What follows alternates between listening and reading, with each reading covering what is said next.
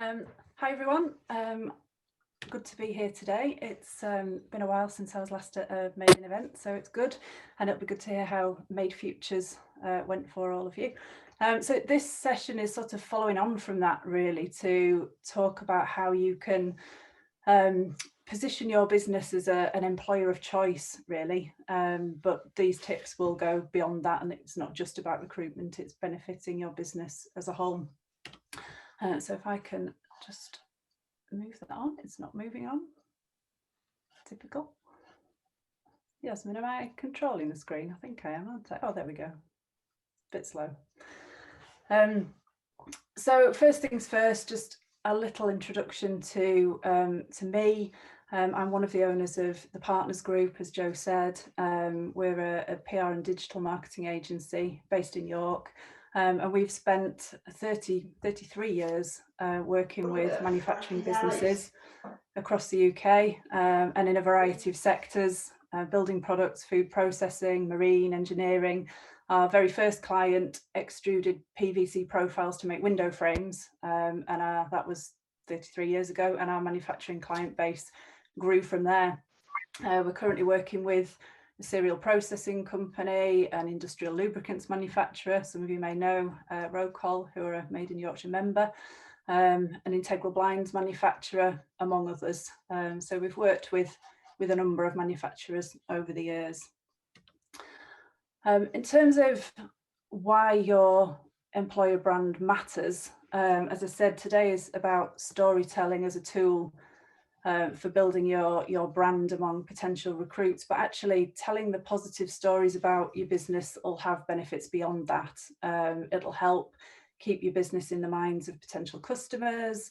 If one day you're looking to sell, it can help you attract potential buyers. It has all sorts of benefits of just being more visible and being visible for the things that you want to be visible for. Controlling your own reputation has a lot of benefits. Why does your employer brand matter? I think because attracting the right staff can be tough for any business, but for manufacturing businesses, I know a lot of people are struggling to get the right calibre of people coming through. And also because having people coming to you rather than you having to go out and find them is much more cost effective for you as a business. And because it won't just support staff attraction, recruitment, telling the positive stories about your business will also help with your retention too, because reminding your team, talking to your team about why your business is a good place to work, pulling those stories out and reminding them is always good for your existing team to see and to be reminded of. So today, we haven't got very long, but I am going to quickly take you through 4 things to think about, which will help elevate your profile as a business and your brand as an employer. So dead easy, just 4 things that you need to do, not a problem at all. So in terms of the first step, it's looking at how your business stacks up and looking at your business objectively and thinking about how it appears to potential recruits. And for that, I don't just mean looking at the business from your point of view, it's about thinking about the people that you're aiming to recruit and looking at the business from their perspective.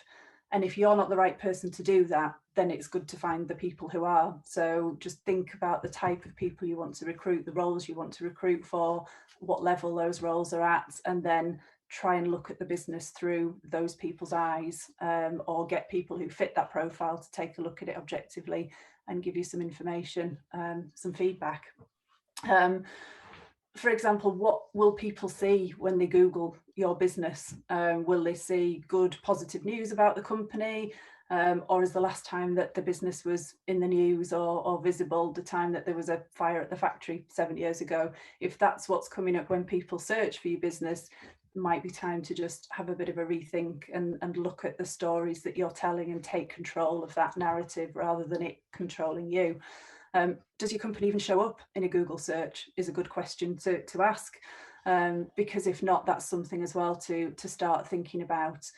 So research I was looking at this week was saying that when looking for jobs, about 64% of people will research a company's background online before they apply. I thought it might be higher actually, but anyway, 64% was the number that they gave. So how does your website stack up when people find it? Does it look like a vibrant business with great opportunities for career progression? Does it look like a business where things are happening, where you're winning new work, where you're launching new products, doing exciting things? Or is the most recent story on your news page from 2018? It's those little things which it's quite easy to forget when you're in the day-to-day, you're doing what you're doing, you're busy, you don't always take that step back and look at the business objectively from an outside perspective. You know what's going on in the business, you're in it, but thinking about that from an outside perspective, what's showing up for people? Does it look like a great place that they would want to work? And also revisiting those same questions, but looking at your competitors. So are their websites great? Are they showing up in Google searches? Are they pipping you to the post when it comes to getting all of the best people, because they are active and visible, and looking like a better bet from a recruitment point of view? Excuse me.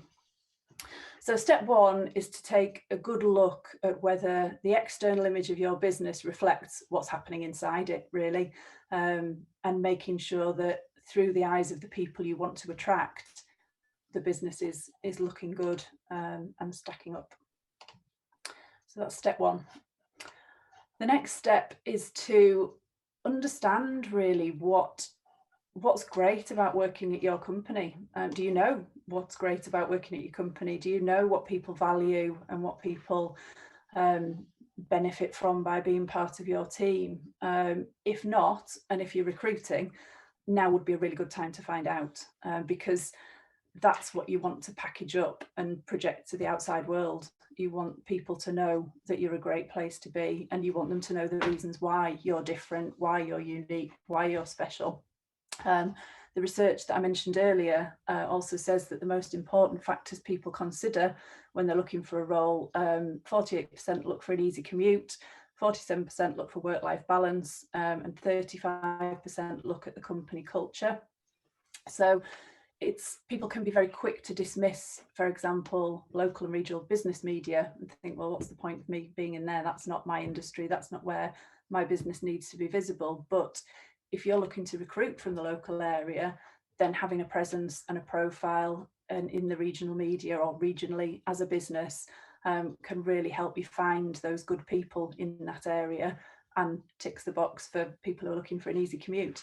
It might not be that you're recruiting from the local area, so that might not be the place that you need to be visible. But if, say, for example, supporting work-life balance is a big deal in your business, is that obvious when people come to the website? Do you make the most of that? Do you tell that story to people so that they can see the benefits of working for you? And if a third of people are looking for a good culture fit when it comes to working somewhere, making sure that the culture and the personality of your business comes across when people go to the website, when they look at your social media channels. Are you using social media channels? That's another thing to think about. But when people find the public information about your business, is it giving the right impression? And is that personality coming through? So how do you do that? It's easier said than done. Very easy to say it. A few ideas I would suggest are for you to talk to the rising stars in your business, the people who've joined you, have risen through the ranks, are flying, and find out what they think, find out why they think your business is a great place to be. What is it that's attracted them in the first place? What is it that's kept them there? Do you offer structured training, development program? If so, talk to the people who've been through it and put together case studies of them sharing their experiences of those programs. Again, all of that information that you can then package up and give to the outside world helps to build a picture of what life's like in your business. If you're recruiting apprentices, I know quite a few people are in the MAID group. Again, talk to them, find out what they're learning, announce it when they join. And maybe look at an apprentice diary, 3 months in, how's life looking for them? What have they learned? What's their experience been like? Publishing that kind of information in a video, short video, a quick written piece for the website, perhaps both, putting together some visual things that you can share on your social media channels.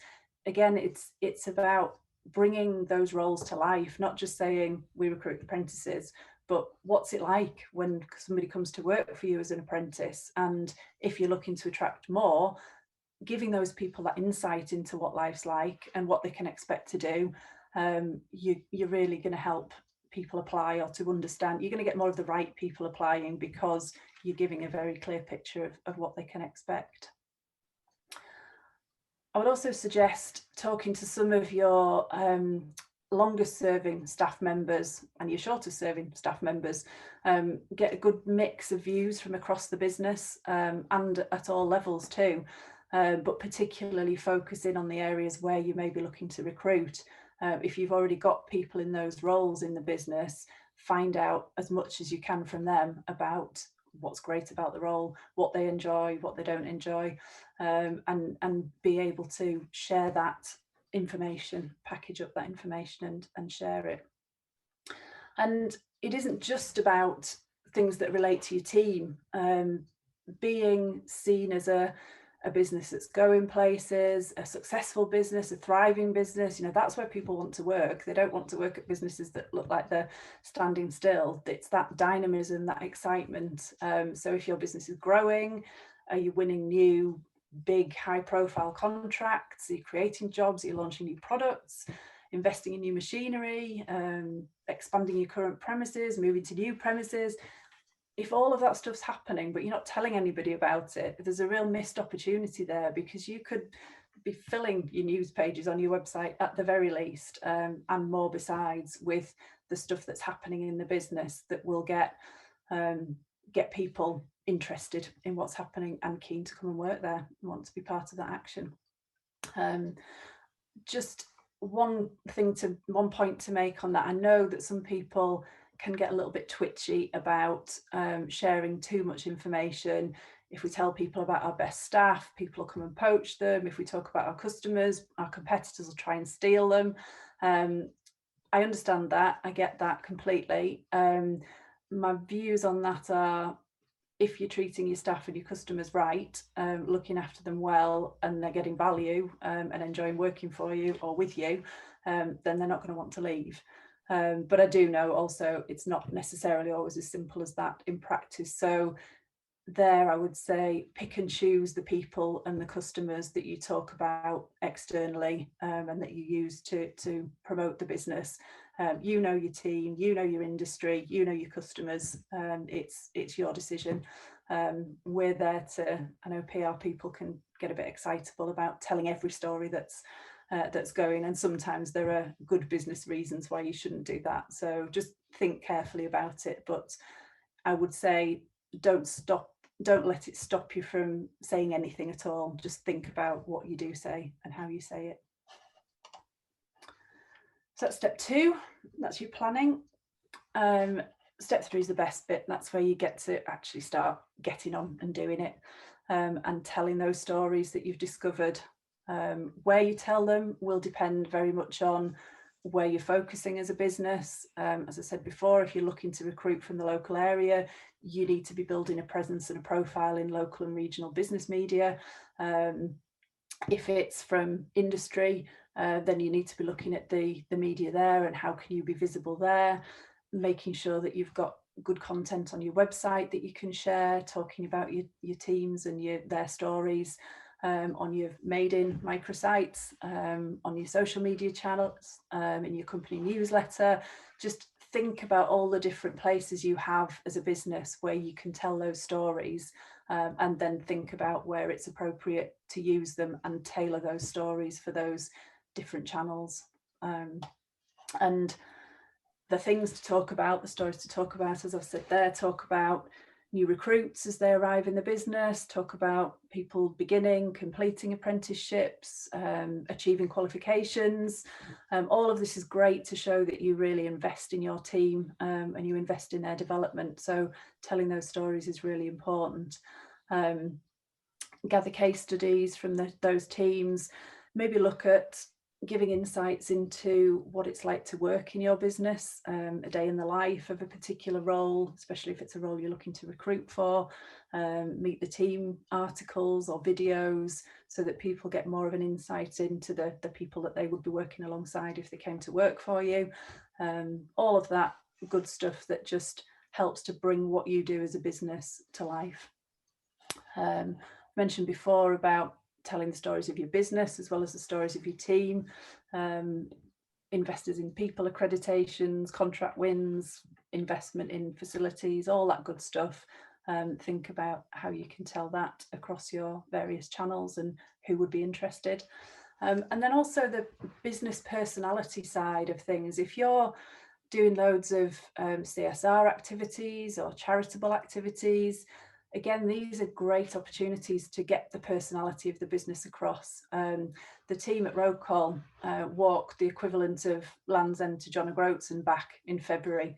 And they did it as a team building initiative, an internal initiative where they were going out for walks, logging their miles, taking photos, sharing them within the team, but also telling that story externally is a really good thing to do, a really positive thing to do, because it gets across some of that sense of what it's like to work at Road Call, and what it's like to be in the business. We've had some great media coverage for that story. We've featured it in their newsletter, on their website, on social media, and all of that. It isn't just about the business story that you're telling, it's about the kind of human side, and what you're doing beyond that. So think about what, again, go back to what a potential customer, a potential employee on this occasion, if we're talking about positioning the business as an employer of choice, think about what recruits would want to hear and see, and make sure that you're sharing that kind of information. And then just a note on careers pages. I see a lot of companies have careers pages, and it's essentially just a list of jobs, which is fine. But there's a lot that you can do with the careers page than just have, here are the roles we're recruiting for. It's quite easy to overlook, but it can be a very powerful tool. We spent some time with a client recently digging into what it's like to work in their business, not just talking to the owners, but talking to the people in the team as well. And we discovered some absolute gems. We discovered things that the owners didn't know their team valued about working at the company. Some of the things they thought were benefits weren't as important as some other things that people mentioned. So from that, we're now creating a landing page on their website, which is dedicated to careers and working in that business, and telling the stories of those people in the team and why it is that the variety of work that they're doing is what keeps them there, the various things that came out of those conversations, making sure that that's there and visible for other people to see. So if you have a job section or a careers section on your website, just think about, could you do more with that? Could you make that more of a glimpse into working at your business and what that's like? Surely landing on a page that screams the sky's the limit will appeal much more than a list of roles to people, or being greeted by a friendly face saying, I love working here because I learn something new every day. Just little snippets like that. They might not seem very much, but they really do help to show what it's like, get the personality of your business across, and attract the right kind of people. And making sure, again, that you're sharing that. If it's on your website, make sure that you're sharing it across your social media channels too. And then the final step, it's really important to understand, if you're doing all of this good stuff, you need to know what's working and what isn't. I think a LinkedIn feed, a company LinkedIn feed that is sales post after sales post after sales post is unlikely to get too much interaction. If you start showing the human side of your business, I bet you'll start seeing more interaction and engagement. When we look at the analytics of the clients that we're working with, and look at which stories get most engagement, it's 9 times out of 10, I would say, it's the human interest stories. Again, giving Road Call as an example, they put a social media post, an April Fool's social media post out talking about how they were launching the world's first ever multicolored cutting fluid. That was one of their best performing posts in the last month, just because it shows personality and humour, and that's the kind of thing that people connect with beyond the buy our products because we're great type messages. So over time, make sure that if you are posting things on social media, that you're looking back to see which of those posts are performing well, and then think about content that people are engaging with. Are people going to your website? Dig into the analytics on your website and see, are they visiting the jobs page? Are they staying there, or are they bouncing straight off? Are they staying on the website to have a good look around and find out more about the business? That's what you want. You want people to come to the site because they're interested and stay because they're engaged. So think about what you've got on there and make sure that you understand how people are interacting with that content, because that will help you shape future content. It's not a quick win. I'm sorry, it's not a silver bullet. It does take time to build that reputation and to build that profile, but it is worth doing. Here are a couple of examples of clients that we've worked with in this particular company after 12 months of really making a concerted effort to think about what was great about working in their business and communicating that. They're seeing more engagement with the business, but more importantly, they're seeing the right kind of people approaching them, and they're getting the caliber of people that they want to attract into the business coming to them rather than them having to go out and find them. And likewise, with this business, they're saving money on recruitment fees because, again, they've got the right kind of people knocking at their door rather than them having to go out and find them and pay lots of money for the privilege. So it's not a silver bullet, but it will work. And yeah, that's it from me.